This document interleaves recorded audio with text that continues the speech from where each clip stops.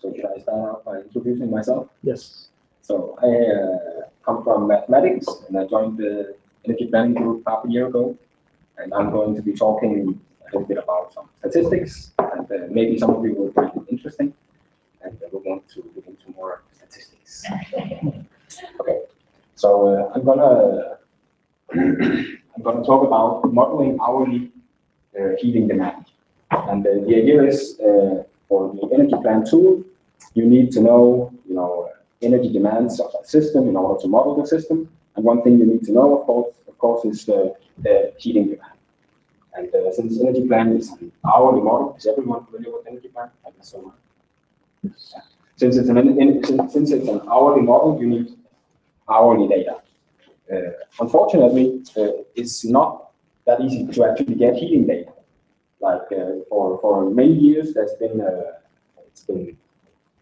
a development where it's easier and easier to get electricity data. So there are European ways, there's this NSOE where you can get a lot of data for the electricity grid. But if you want to have data on heating, it's much more difficult. You have to contact, individual district heating systems and get the data from them, which makes it, more important actually to model the data because you don't have access to historical data.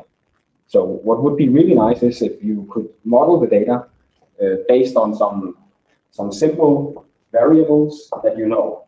And one thing that we do know that there's a lot of data on this is the temperature all around the globe. There's, for instance, NASA has some climate reanalysis data where you can basically have, I think it's hourly data within 30 by 30 square kilometers or something like this. And you have it all around the globe. So if you could do, if you can produce a nice model where you can predict heating demand from outside temperature, then it's really nice. Then you don't need historical data.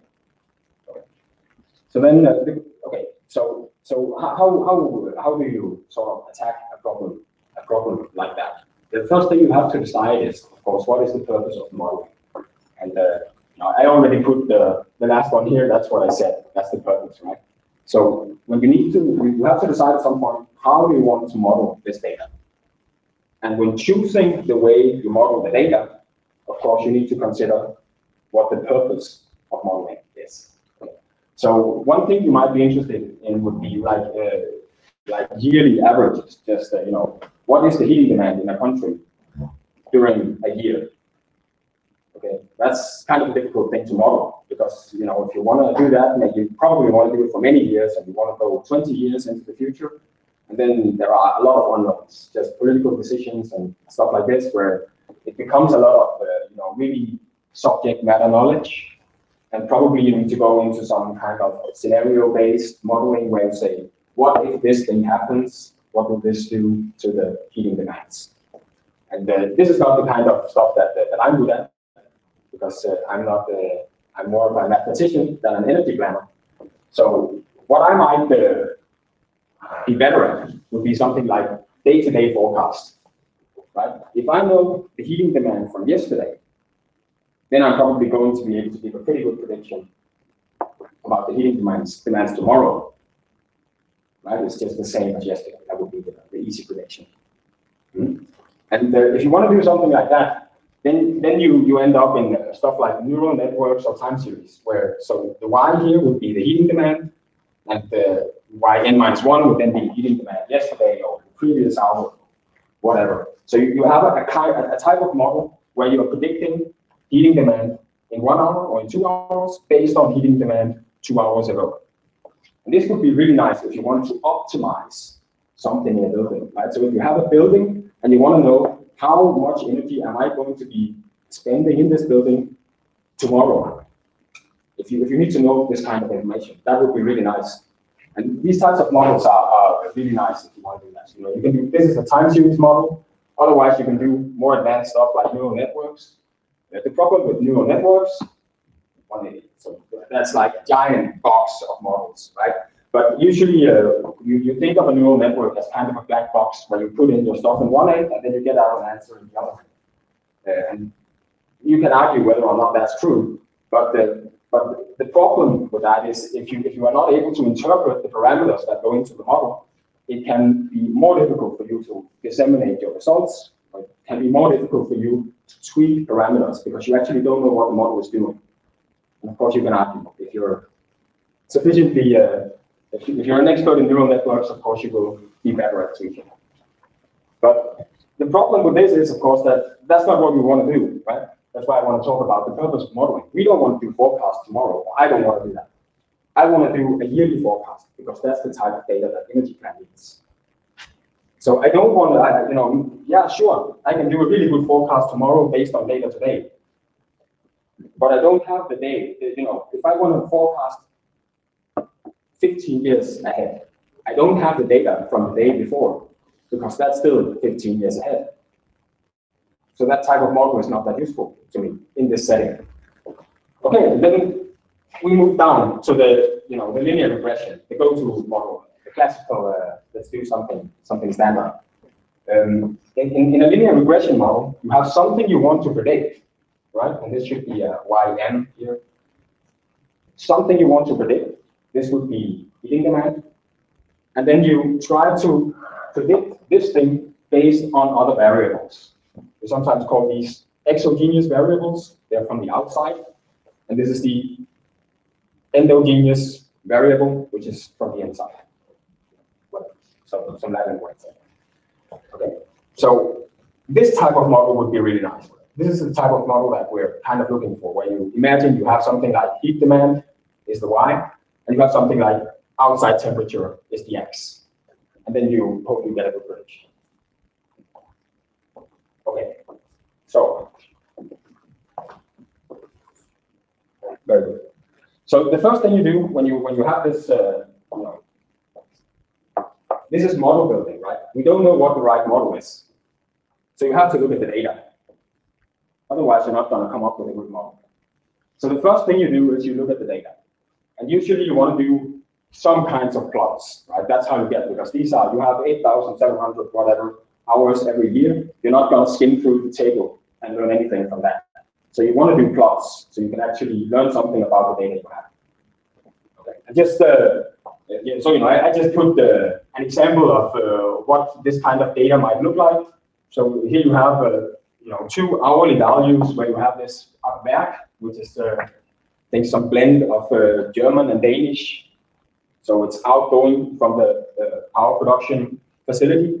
So this is the heat produced at the district heating system. And then you have T outdoor, which is temperature outdoor. Right. So this would be the kind of data you have. And then you plot it. And then to plot it, you have a nice curve like this. Okay. And so actually in this plot, I didn't plot the temperature, right? This is just a plot where I plot the time series. How much, and then I switched the axis on this. So this should be time down here, and then energy produced up here. So you see during the winter period, January, February, and December, you have a high power production. During the summer period, you have a low from the heat production. So as we would expect. Okay. So what can you learn from a plot like this? One thing you notice is that there's, for a linear model, the type of model that I have, okay? This model, what does a linear model do? Let me just move back one step. The linear model will find the best constants, right? According to some criteria. Those constants, we're going to find the constants, beta 1, beta 0, beta 2, and so on, such that this model best fits the data. And the assumption where the linear model performs the best is when the error you have in each measurement is independent. So the error I do 1 hour doesn't depend on the error I do in the next hour. And this is, so if you want to do more statistics, this is what you will learn if you learn about linear models. So you have some conditions that you want to be satisfied, and under these conditions, the linear model will be really good at predicting these coefficients. And if the conditions are not satisfied, then maybe the linear model will not predict the correct coefficients. Or maybe it will not be efficient at predicting the correct coefficients. Okay. So one thing we see here is that there's somehow when we're up here, values change a lot, right? This is during the winter when there's a high heating output. Values change a lot, and when we're down here, values just change very little. And this is something that we then need to take into account at some point when we do our linear model. This tells us that just not from looking at the outdoor temperature or the heat production, that there's something going on here where something changes. Okay? And we want to take this into account. And of course, one thing you could say is this changes according to how much heat is being produced.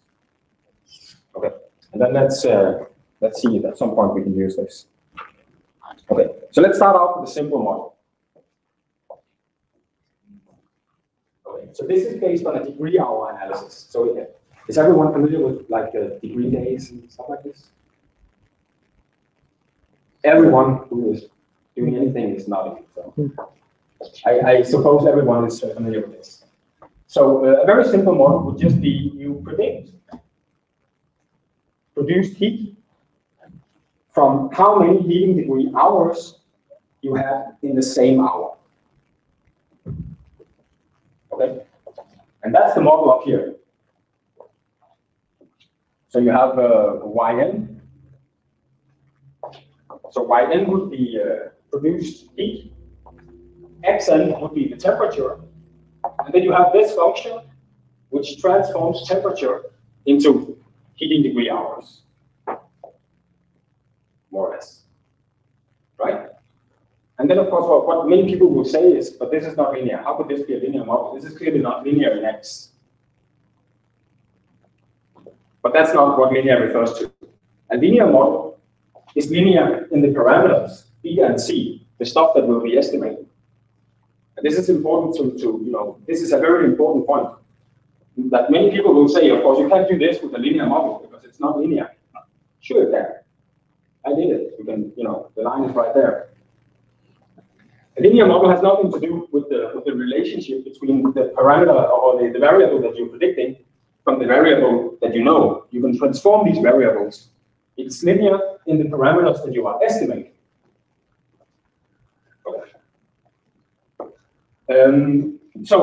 Okay, in this case, this is a very simple thing to do, right?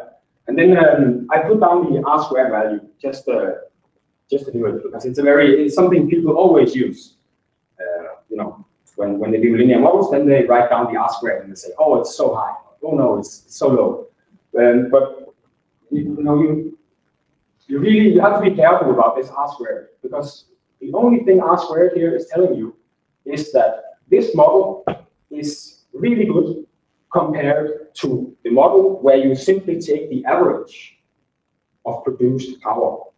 That's what the R squared tells you. It tells you how good is the performance of your model compared to the model where you just predict heat production by the average heat production, right? So you just take in every hour, you just take the same heat production, the average heat production. And sure, this model is better than doing that. Doesn't tell you that this model is good. What you probably should be thinking now is any model we pick should be better than this model. And that's what you can use R squared for.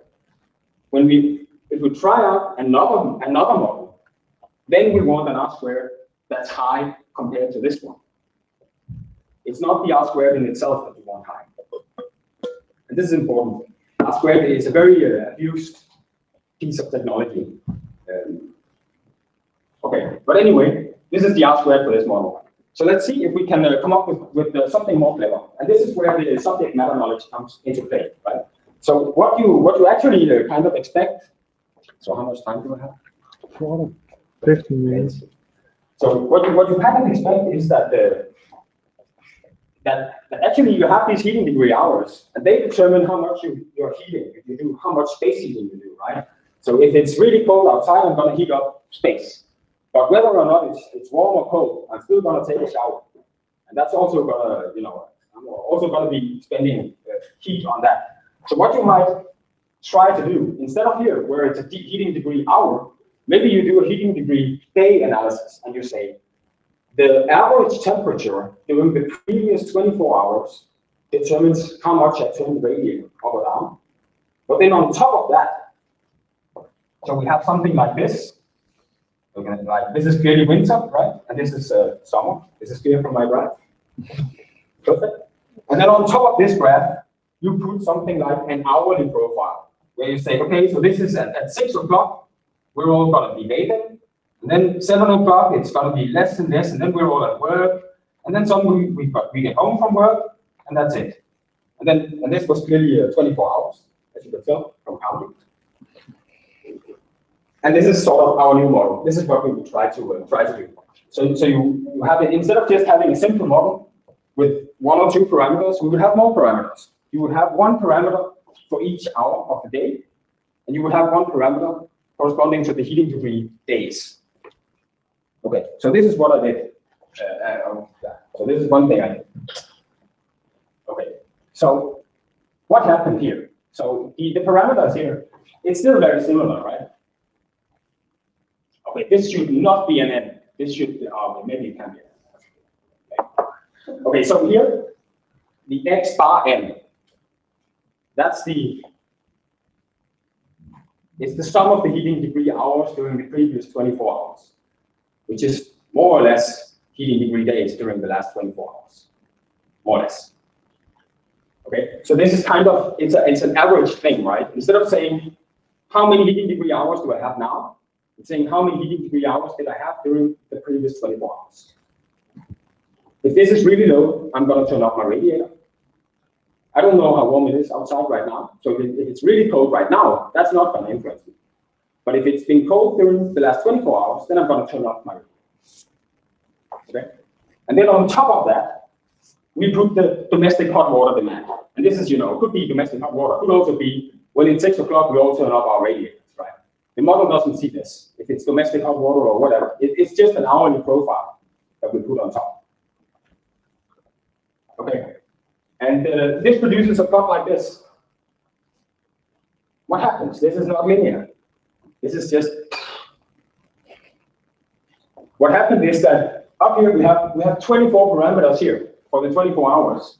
Not 1 parameter here for the heat degree days, and then you have 1 parameter which is the intercept somewhere down here. Okay, so that's 26 parameters, I guess.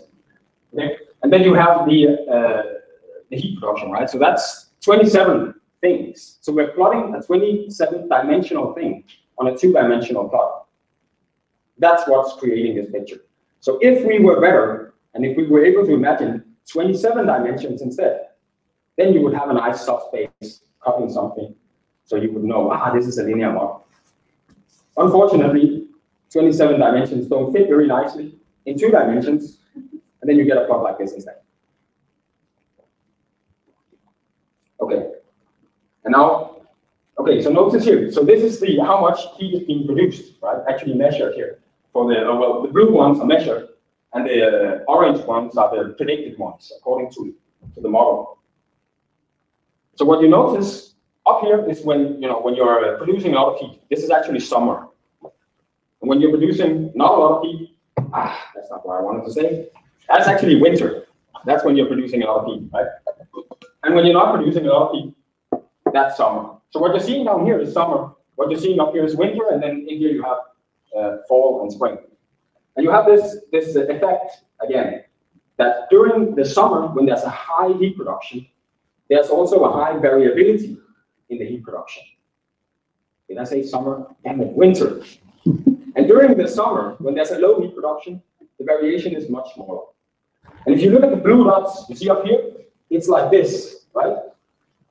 And down here, it's like this. Very low variability down here. But the orange dots are not taking this into account. They are like this, and they are like this. The only reason it looks like there are fewer down here, they're not like this, is that there are so few points that you don't get the points that are very far away. So this is a problem in our model, right? And this is what we already saw at the very beginning, that the model I built here doesn't take this into account. Okay, and of course we want to take that into account at some point. But first, we want to take into account the fact that the error that we're making in 1 hour actually depends on the error we're making in the next hour, right? So this is, now we're coming back to the time series thing that I talked about in the beginning. Even though we're not using the previous hour, in our model, there's actually, it's still a very good predictor, okay? And this is something you also need to take into account. And for a perfect, now I'm gonna show you a function. I'm just gonna say some stuff, right? So what this graph tells you is, at 1 here, it tells you how high is the correlation of the error in 1 hour to correlation to the error in the previous hour. So this tells you that if your error is very positive in 1 hour, then the error is also going to be very positive in the next hour, and so on. So this conflicts with the assumptions that we know, the assumptions that make the linear model good at predicting parameters beta. The linear model is best if this plot just looks like some random scattering down here. Then the observation in 1 hour is independent from the observation in the next hour. And that is the condition under which the linear model performs best. But we can take this into account. Okay, and I'm not going to go into the details. The idea is just, you do some statistics, and then you learn how to do this. You just need to do some matrix multiplication, and then you can take it into account. Okay, and kind of the outcome, if you look at a plot like this, you imagine each of these dots, right, each of the orange plots corresponds to a blue dot. So instead of plotting the orange plots and the instead of plotting the orange dots and the blue dots, we could plot the difference between the two. That's a much more informative kind of plot, right? It tells you the error instead of having just a bunch of dots. So if you do that, after taking into account the fact that one point is correlated to the following point, you get a plot like this. This looks like noise. This looks random to me. Maybe it isn't, but it looks like it. My eyes are not very sharp when you have so many points in one small graph. Okay, so we take into account the fact that one point is correlated to the next, and then you get something like this. Okay? And if we want the model to really have, the best performance, then we see there's a problem. We have this high variability during the winter. This is winter, summer, winter. We have low variability during the summer. Then we have high variability during the winter. And of course, you need to take this into account also. And you can do that, but I'm not going to go through it. So I hope you learned that statistics can be useful, and that it's important somehow that you know what you're doing, or that you speak to someone who knows what that person is doing if you want to use these methods. And they're actually not very complicated, but there are a few tricks that you just need to learn.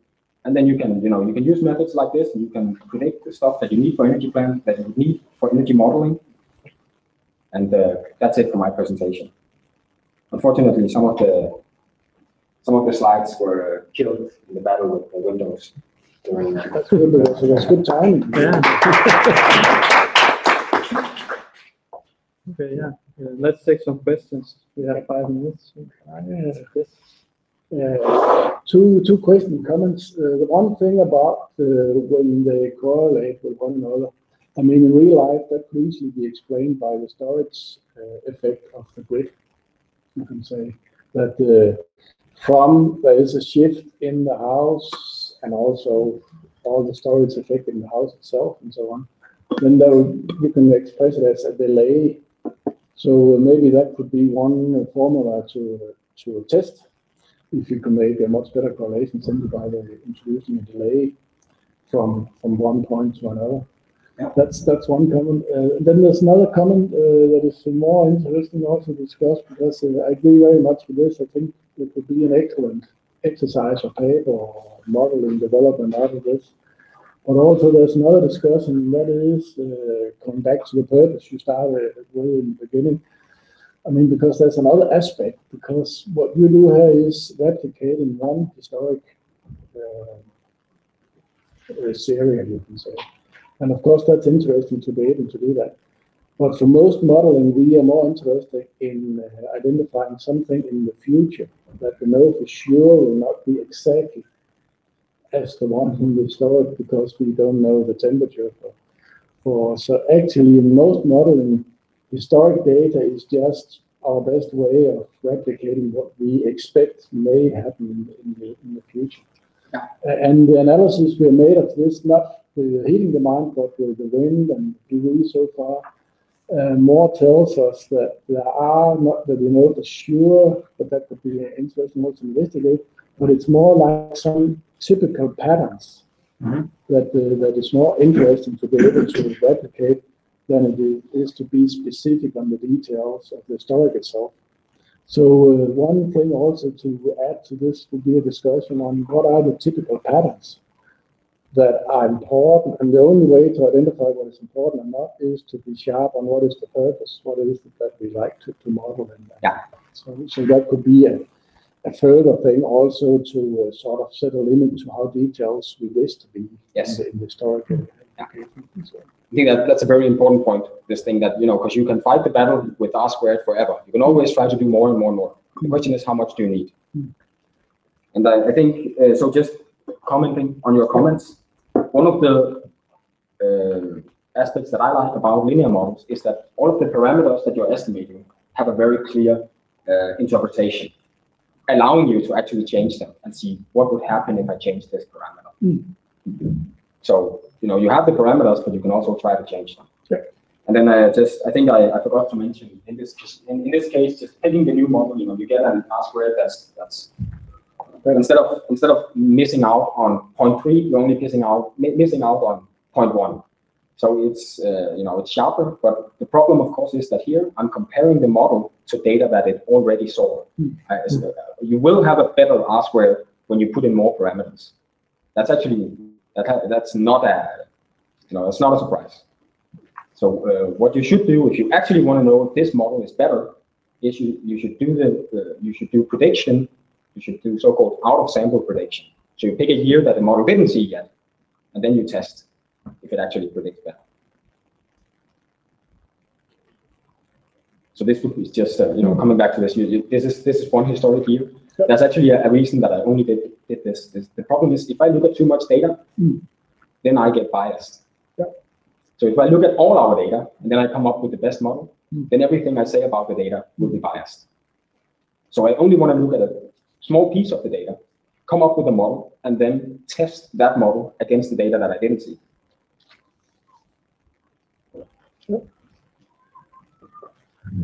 I also have like a short comment, because once I have to find this report again, because I saw once a PhD from DTU trying to do this where he kept adding more and more parameters, and then in the end compared it to the simple degree day model. And his model got worse at predicting them, and because he had like 20 different, he tried to improve and improve and improve, but it actually got worse. Exactly. He's overfitting. So in a way he was like ending up saying, okay, we could just use this. Because I think the heat degree day model might get like the more general tendencies where you kind of optimize against one. And then I don't know, if you get more and more years, then maybe you can make one that's more general. But I found it kind of interesting result for a whole PhD that he just said, I cannot really use my model. The performance of the model you cannot gauge by comparing it to data that the model already sees. It tells you nothing about the performance of the model. So that's a very important point. But in this case, this model was not me putting in more and more parameters. This model was me using the model that I was told by very intelligent people. This is the model we need to use, and then me realizing, oh, it's much better. Okay. So just to. But I think what you're doing could be very useful for what we're doing in the Chile project, because in that we have some mapping data where we actually want to do the linear regression, but we don't have the kind of in-depth knowledge you have about all of these we just do kind of the first step you're doing, I think. So it could be interesting if you have some ways to help us improve the models. I think we already. I think he's talking about demand, and there is some different parameters like automation and rural areas. So it's the same physical process, but different output. But I guess we can discuss that when we have an actual kind of model. Yeah. Then you can see it. It shouldn't be. We lost all the viewers now. We had three viewers and now they're gone. So maybe they only wanted to see you, or maybe you scared them away. Maybe they only wanted to hear about this. Oh, that's I should have asked for the last. All right, I will start. Yeah. All right, so today I'm gonna discuss with you and in the end, and also make a presentation on the potential of large-scale heat pumps in distributed systems across Europe. This is part of a study that we managed to do last year, and yeah, I hope you're gonna find it interesting. It's gonna bring viewers, as you mentioned. There's already one. All right. I'm going to start with this diagram that you know already. And here I put in the center encircled the heat pumps, as they are part of the energy system, or the central part of the energy system. They have the role to integrate large amounts of renewable energy sources, but also the potential to integrate various types of waste heat or ambient heat. And they can connect the electricity sector with the heating sector by also using the synergies with CHPs and also with thermal storage. From a different perspective, heat pumps are generally known to be part of a 4th-generation district heating system with supply temperatures between 50 and 60 degrees Celsius. However, heat pumps do exist. They're actually used in distributing systems nowadays as part of the 3rd-generation distributing system. Here, the supply temperatures are considerably higher than in the 4th generation, going to 70, 80, or even above 80 degrees Celsius. So, our aim in this study that we commissioned last year was to try and find out what is the status of this heat pumps working in distributing systems, since there was a lack of knowledge on the current situation of this technology. That is why we wrote a paper called Hydromap Europe: Large-Scale Electric Heat Pumps in Distributing Systems, where we created a survey and an analysis of the heat pumps with a thermal capacity of at least 1 megawatt working in distributing systems. So throughout the presentation, when I mention the capacity, it will be thermal capacity for all the heat pumps. And I'm going to go ahead and show you some of the results of this study. In terms of capacities and market development, we managed to find approximately 1,600 megawatts of capacity installed across Europe in approximately 150 heat pump units. I'm saying approximately because it's been some time since the survey was completed last year, and it's likely that more heat pump projects were commissioned since. It is fairly evident that Sweden has the largest capacity, 1,200 megawatts, which represents roughly more than 75% of the total installed capacity. Other Nordic countries have considerable capacities installed, but also you can find capacities in Switzerland, in France, or Italy. In fact, approximately, actually, there's 11 countries where heat pumps have been found out of all the countries in Europe. For example, Germany doesn't have any large-scale heat pumps, at least not to our knowledge. The graph on the right shows the ages of the heat pumps. As you can see here, there were many heat pumps, much capacity installed in the 1980s, most of these heat pumps actually have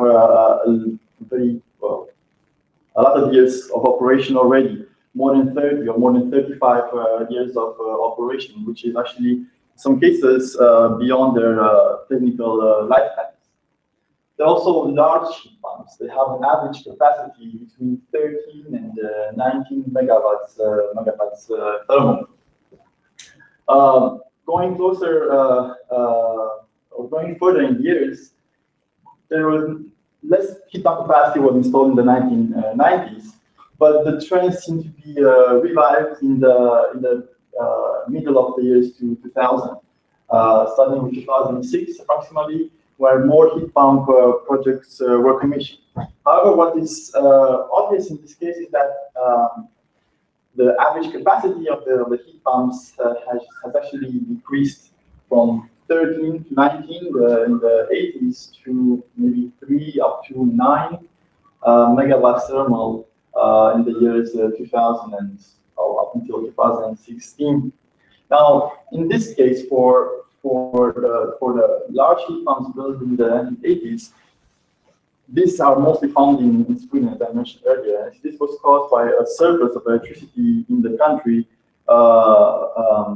because of the construction of many nuclear power plants. So, if a surplus of electricity caused the expansion of a large number of heat pumps, it's true, together with electric boilers, maybe something similar can happen also in the future, where we have large amounts of renewable electricity. In terms of heat sources, there's quite a variety of heat sources being used by the heat pumps in the survey. The most important one is sewage water, with a capacity of 891 megawatts, almost 900 megawatts thermal, and that represents more than half of the installed capacity using this heat source. The average capacity per unit is also rather high, 17 megawatts thermal, and actually the highest in the survey based on the heat source, and has also rather high and constant temperature for the heat sources. Ambient water represents sea, river, lake water. Is the second most important type of heat source, with roughly smaller capacities, even though the number is just indicative. There's capacities, very large capacities installed heat pumps using seawater, for example. But the temperature ranges are rather higher in this case, between 2 and 15 degrees Celsius. Industrial waste heat is similar to the geothermal heat in terms of temperature ranges, but also in the capacity. Very important though, for industrial waste heat, a survey actually made in Sweden showed that the largest decommissioned capacity of heat pumps was actually represented by the ones using industrial waste heat. And it doesn't mean that the heat source was the cause in all situations for the decommissioning, but it might indicate that it's a more risky type of heat source to use for district heating, with or without heat pumps finally. Other interesting heat source is district cooling. Now there are some examples in Denmark actually using this type of heat source, and it's the type of heat source which has the lowest temperature of actually 0 degrees Celsius. So the return of the district cooling system is as a heat source for heat pumps to supply heat.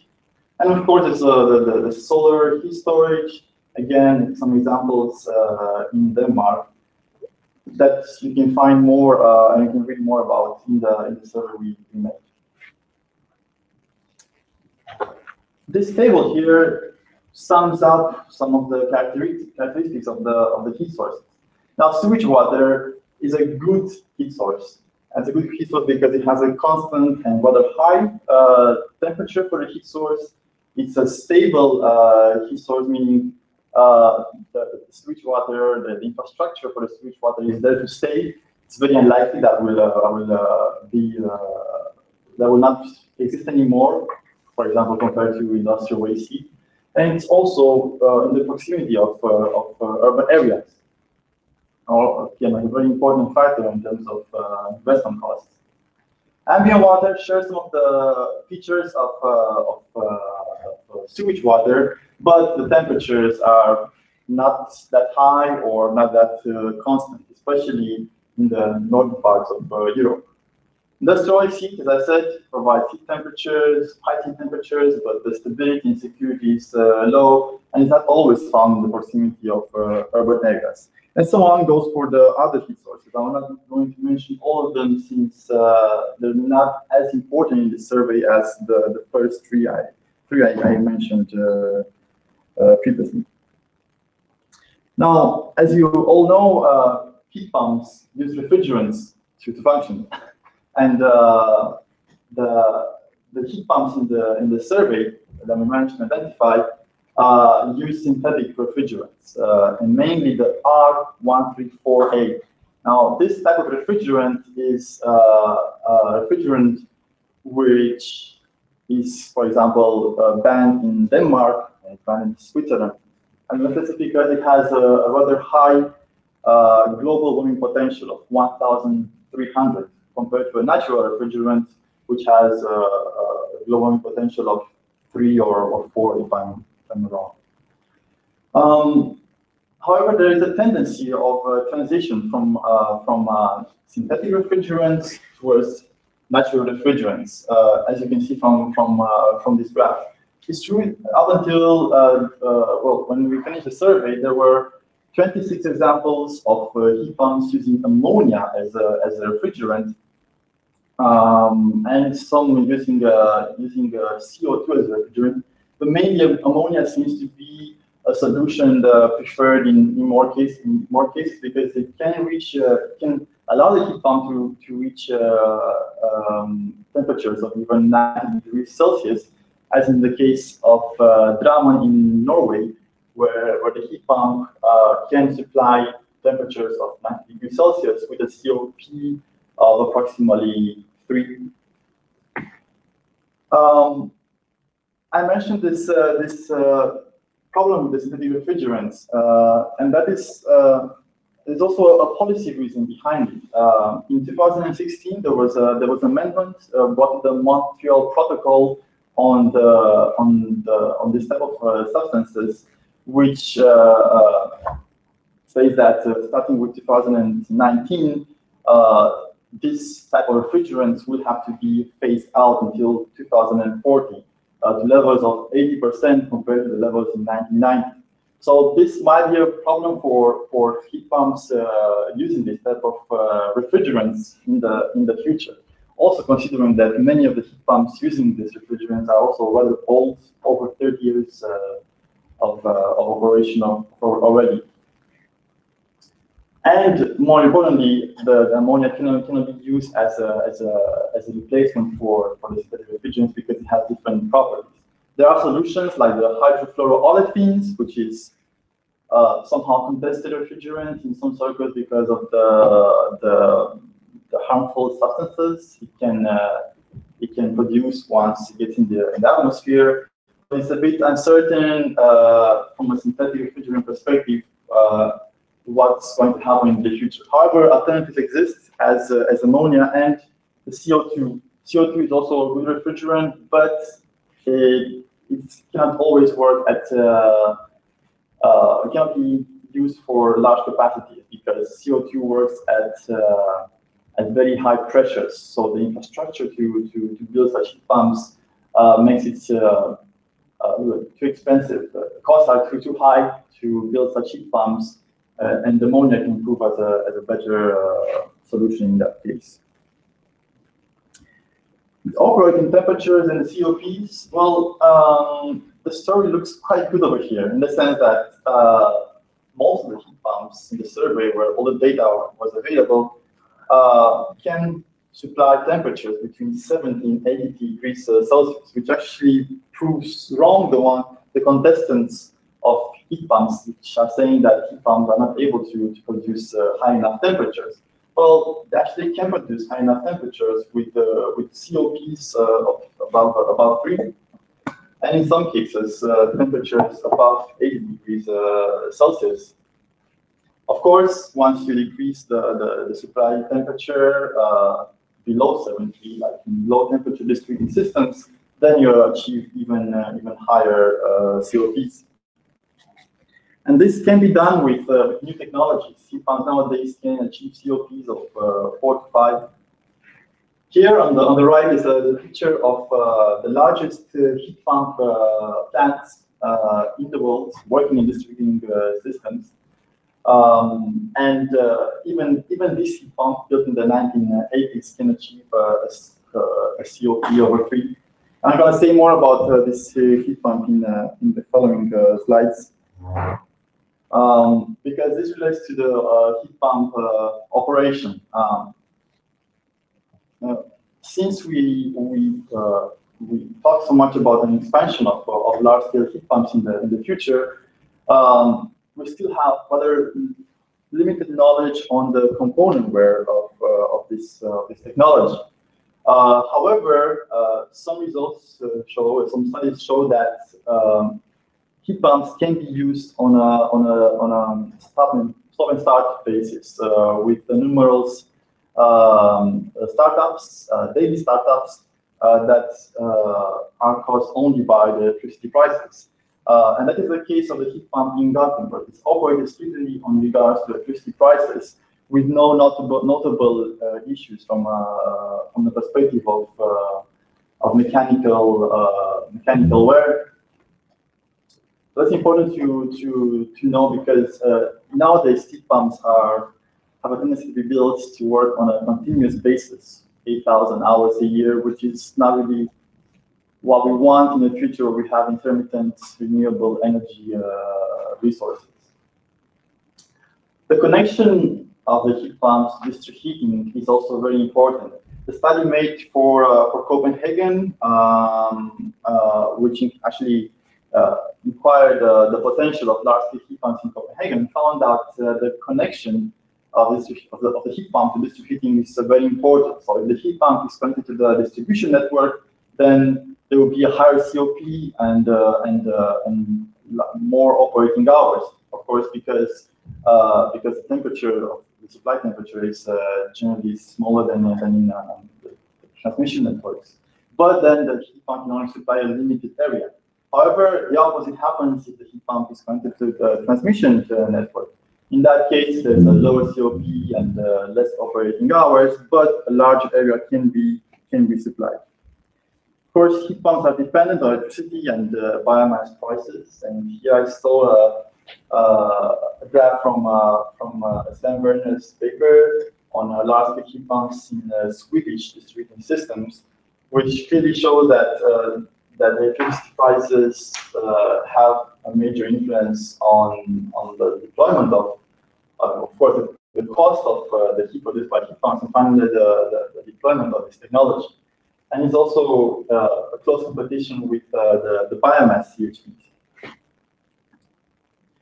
In the future, where we have large amounts of electricity, of renewable electricity sources, then we want the heat pump to use this high amount of electricity to supply the heat demand and also use the heat storage. But in times of lower wind production, for example, then the CHP can kick in and supply the heat demand together with the heat storage if needed. And this can be summed up as some opportunities and threats. Now, heat pumps, they have this great potential of increasing the flexibility of the energy system through the very important sector coupling, and can increase the overall efficiency of the system. As I mentioned, the heat pumps can achieve these very high COPs, especially with new technology. They can also take advantage of the low-cost electricity prices, if those electricity prices will be available, and generally I believe they will be. And they can use this multitude of conventional and also unconventional heat sources. Now, it's what is conventional, what is unconventional. Generally, there is a multitude of heat sources that can be used by the heat pumps in these cases. And of course, there's a big benefit of lowering the temperature in district heating systems, because then the heat pump becomes even more efficient. As for the threats, an energy market with no carbon penalty will not help for the deployment of the heat pumps, as well as subsidies for biomass and fossil fuels. And this is a story that is discussed on a European level, let's say, and this is what I actually found out during my internship some years ago at the European Heat Pump Association. That was what they were saying. Also, there's a willingness of some policymakers to stay technology neutral, not to choose between various technologies. And there's also somehow a higher investment cost for heat pumps. This has decreased in the past years, but it's generally still higher than the competing technology. And last but not the least, the lack of knowledge on the technology maturity. And it's actually the aim of this presentation on the paper to actually overcome this problem and show that heat pumps are actually large-scale heat pumps are a technology that can be used on a larger scale, because from a technological point of view, these are ready to be deployed. And here I have some examples, and you might recognize this picture over here. Yeah, there are some variants of various heat pumps for Holborg. Maybe some of you know these numbers here. I'm sure Henrik does. Yeah. So what I can say is that the higher the inlet temperature, the inputs for the heat sources, the higher the COP, as you can see over here. And of course, the lower the temperature for district heating, then also that also helps with the COP. And another example for Aarhus, which shows that a similar story, that heat pumps are very dependent on this the temperature for both the input and the output. Here I also summed up some interesting literature that I found interesting about large-scale heat pumps. The last paper is also about industrial heat recovery in district heating systems, which makes also a survey on the capacity and decommissioning capacity or even existing capacity for district heating systems using waste heat with or without heat pumps, showing finally that using industrial waste heat is not it should not be considered as a risky business. But that should be all from my side. I'll be happy to answer some questions if there are any questions. Okay.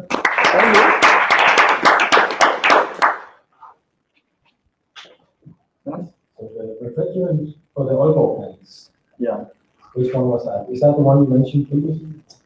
This is actually butane. I haven't mentioned this refrigerant. It's also a natural refrigerant.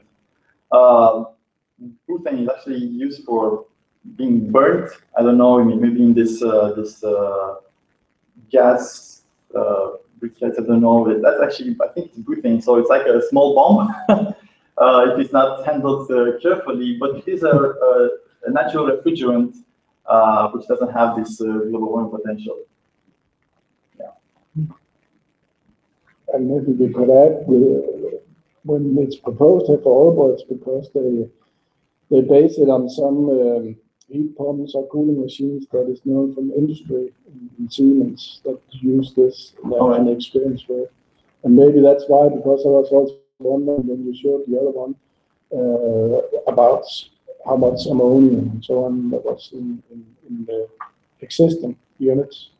I'm not sure, but maybe you know if you can find a program in existing units or. I haven't found any units using propane or butane. So this is more like still on a proposal level. There's nothing installed, at least not to our knowledge, on heat pumps, large scale heat pumps over 1 megawatt thermal using propane or butane. But I think it's, I'm not don't know for sure, but that's why, as I understand, when we talk about, it's known from industry. So it's more industrial places. Yes. It's not for district heating. Yeah. That's why it's not in Europe. Exactly. But in the industry, I think it's pretty well known or established or something like that. At least they're able to show some pictures of some big machines. Any more questions? How much did you look into the prices? Because I went to Plan Energy had a presentation about the large heat pumps, and they said that they expected like a large drop in prices because a lot of them were custom made now. Mm-hmm. So in the future, they expected it to be more kind of like these standard units you would put in. So that would reduce the prices a lot. I don't know, maybe this is actually some kind of standard units. The old ones. Well, I haven't looked in the prices at all in this study. It's just more like a technology level. Okay. But as a thumb rule, the really big ones now, that's 8 times 50 megawatt. But if you're on 50 megawatt or even 100 megawatt, then as far as the manufacturers, when they talk about, they suggest that the price is at least goes down to half per unit price compared to the smaller megawatts, like 1 to 10. The economy of scale is quite pronounced. Yes, but I think this also very often boils down to that the heat pump itself is one thing, but how to get the source, in this case seawater or whatever, that's very often a big part of the cost to have this installation. So it will differ from place to place and from source to source and so on. But there should be a big economy of scale, like half of the price. What about the lifetime of the plants? You talked a bit about that. A lot of them were more than 30 years old. Yeah. And the one in Gothenburg is over 35, and they still plan to keep it alive. But they're looking for solutions for refrigerants. That's the problem. Because this Montreal protocol states that the phase down will be mainly done in the developed countries. So that includes the entire Europe. And the solutions are quite limited, and they were actually wondering what to do in terms of what refrigerants to receive that is possible. I imagine this hydrofluoroolefins, but they're not always agreed as a good solution. Okay, but do you also expect like the newer heat pumps to be more than 30 years? The lifetime of the the ones we build now. With constant care and constant maintenance, good maintenance, this can last more than 30 years. I mean, if this can be done with old technology, why can't it be done with newer technology? All right. Okay. Are there any other questions? Otherwise, I think we take a short break because we have time for it today. Okay. So I think we take like maybe 10 minutes or something. So you can go to the toilet or get coffee or get air or what? So thank you for being so efficient. How many listeners do we have now?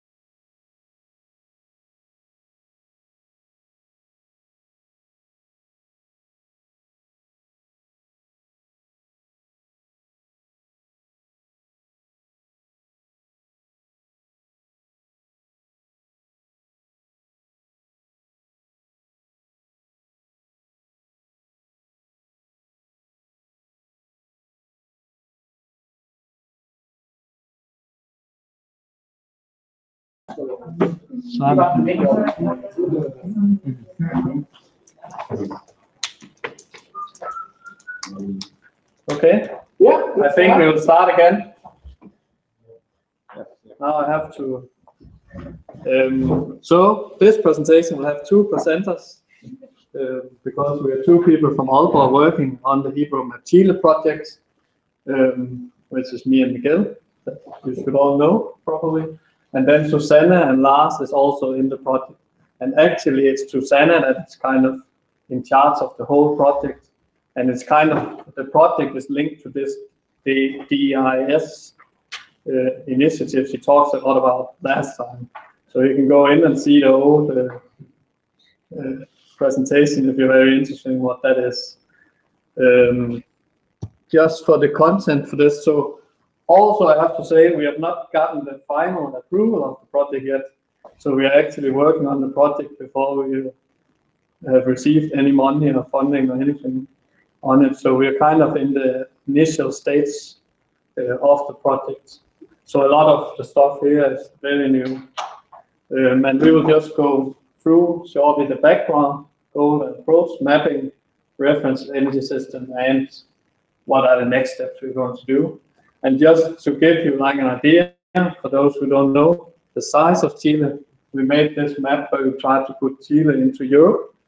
So you can see that Chile is actually a quite large country and very long. What is it you compare it to?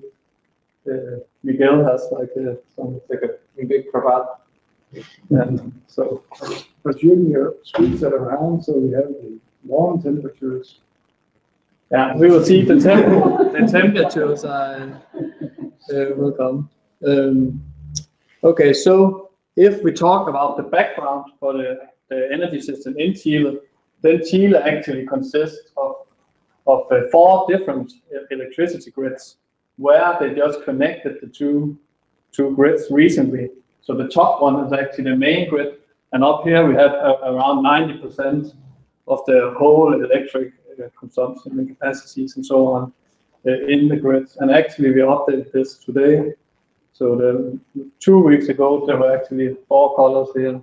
So it's very recently that they have connected this northern and southern system, where we then have 2 different smaller systems down here.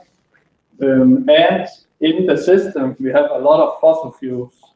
So there's a lot of coal, natural gas, and diesel in the system. And then we also have some like hydropower, wind, and PV. So that's the main challenge, as for many other countries, is this high fossil fuel consumption. And actually, we then have, because we are going to model like future scenarios, so we also have their energy vision for 2050, where they want to increase the share of renewables. And in that, it's primarily onshore wind and PV they want to increase in the system. If we go into Chile, so now we have to have the actual temperatures in the country. So we made this map of median temperatures, so you can see that Chile is actually kind of hard to make some kind of average demand. If we talk about Jonas's demand models from before, then we definitely have to take the location into consideration when we make the maps, because there's a huge difference between the warmer coastal areas in the north and then the more mountainous areas in the south, where it can get quite cold. Yes. Then another thing is that if you saw this, the electricity, we actually don't have so much biomass in the electric capacity, but in the heating, it's mainly dominated by individual biomass boilers. Susanna also talked about this last time, and the problem with that is that they are very old and inefficient, and they pollute a lot in the cities. So they have a lot of these air quality problems in Chile, and that's actually one of the main things that they want to improve on, is the air quality in the cities. They also have very poor houses, so they are not very well insulated. So that means that we have a very high share of this biomass heating in the system. And you can also see here that heating is quite a significant energy use in the end use. Yes, and that's also why we try to look into these district energy systems to try to improve or reduce the resource use in these parts. And we structured it kind of like Heat Roadmap Europe. It's more like the first Heat Roadmap Europe, where we are few people and it's not so large, so it will not be as detailed as if you think about what Andrew just did. There are a lot of more people, but we will have some mapping of heating and cooling. Also try to look a bit into the resources for district energy, try to find potentials for district energy through this mapping. And then we will do an energy system analysis where we have the reference model, which Miguel will talk about in a few minutes. Look at integration of renewable and cost and so on, like we normally do in the energy system analysis. And then we will try to make some kind of roadmap where we show what they can do.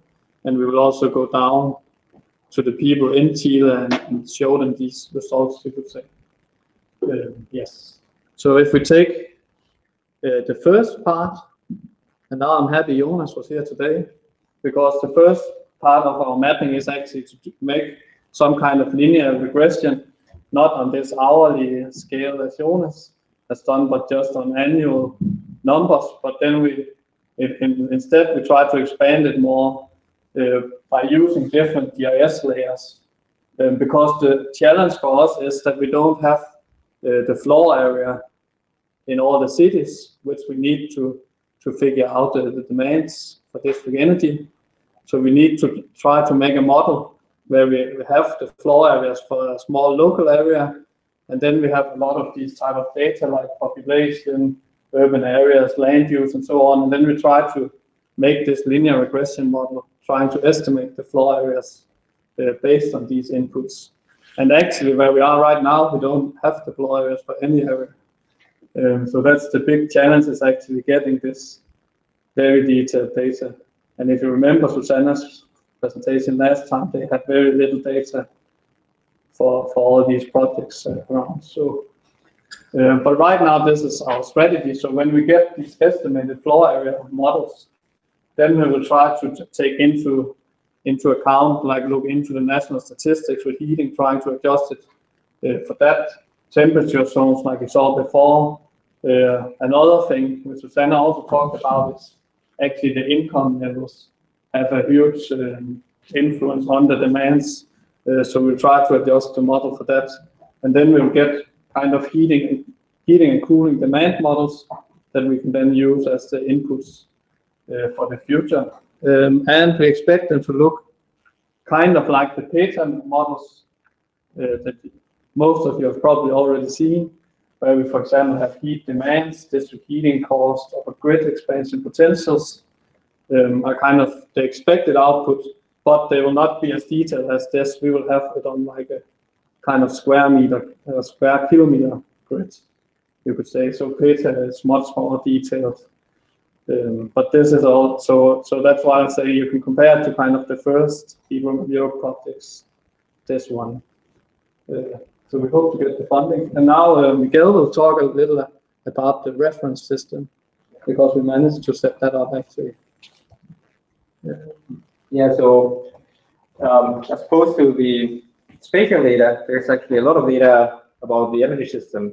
So far we managed to get all the data for this reference year, which is 2016. The energy balance for 2017 should be coming out in the next few weeks, actually, so we can even update it with that. And there's also some goals that Stefan briefly mentioned in one of the previous slides about the energy vision in Chile. And they also, to get to that energy vision, they did some modeling on using LEAP. So some of the results for 2050, sorry, are here on the right. And as you can see, they actually plan on pumping up the capacity on their power plants and also on the transmission line capacity to Argentina and Peru. And then the electricity demand is also expected to increase quite a lot. Right now, we included here the heat demand and the cooling demand based on some surveys that they had for the residential sectors. But in the energy vision for 2050, it's something that hasn't been considered. They only looked at the electricity sector. So they have many different scenarios. This is a 2050 reference with medium changes in energy demand and technology developments. And also considering low prices for fossil fuels. Yeah. So also looking into the hourly profiles, there's very detailed information on the hourly production of each of the plants in the energy system, and there's a lot of data available for weather stations. So the way that we're right now calculating the heat demand, it's just basically using heat, degree hour calculation. So it's something similar to what Jonas presented a bit ago, where we're basically using a moving average just to account for some thermal inertia in the buildings. Now, this might look a bit weird because you have most of the heat demand in the lower temperatures right in the middle. But there's a very simple explanation. It's the southern hemisphere, so you have to flip everything around. And then one of the things that we would need to refine a bit with the mapping would be how we're calculating these profiles. So this temperature profile is the one for Santiago, which is the capital city in Chile. And this heat profile is actually a composite version using a weighted average on different regions. So we took the northern part of Chile, central area, and the southern part. And based on the population, we made this weighted average. But with the mapping, hopefully, we can have a more refined version of it. So how does the reference model look? For 2016, where we actually have measured data, we managed to actually get a fairly close match. So there's not that much error. We're not including any comparison on the heat side of things because there was nothing in their balance, and the CO2 emissions that didn't provide the data either. So, but looking at everything else, like there seems to be a fairly close match. So this hasn't been updated since the PhD report, so it's been already a few weeks. But basically for 2050, you can see now the increase in PV production, and there's also an increase in wind onshore, and there still needs to be a better fix on the fuel distribution, and that's why perhaps this would be a bit different once we start fine-tuning a bit the model. Now, how does this look in comparison to the modeling that the ministry did? Well, they did mention that they want to have 70% renewable sources in the electricity sector, and we managed to get 74, so it's somewhere close to their predictions. Oh, sorry. But yeah, that's for the electricity sector. Now for the total energy sector, it's still somewhat low. This would also increase up the investment cost for 2050, and at this point we would perhaps come up with different scenarios just to see what would the investment cost be under different conditions. So yeah, this is something that we mentioned before. Is our referencing matching the 2050 vision? Yes, it's matching somewhat, and it's conforming to what they actually are aiming for in regards to their climate change ambitions. But then how can we make that actually happen? And we would need to look at some other things, namely in our modeling, just updating the heating and cooling demand, updating fuels So how does the fuel distribution look like in the future? Chilean energy system.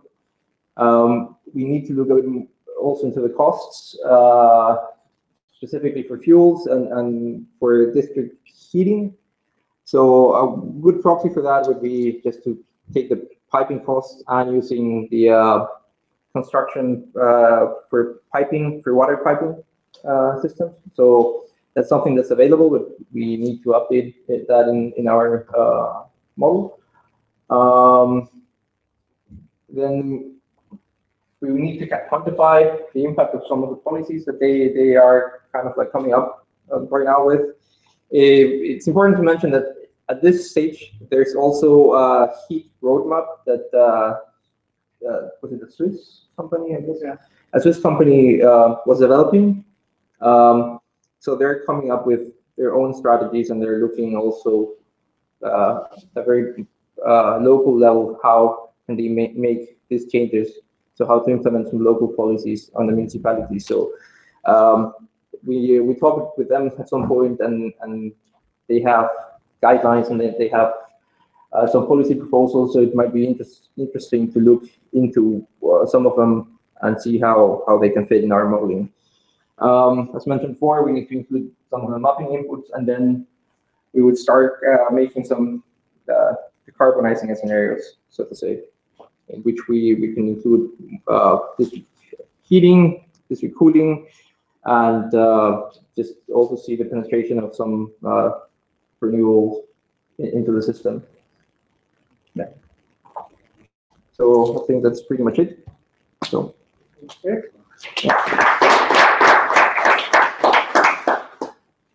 Any questions? We have time. I don't know. No questions? Anyways. Okay. Okay. But then I guess we will not just stop.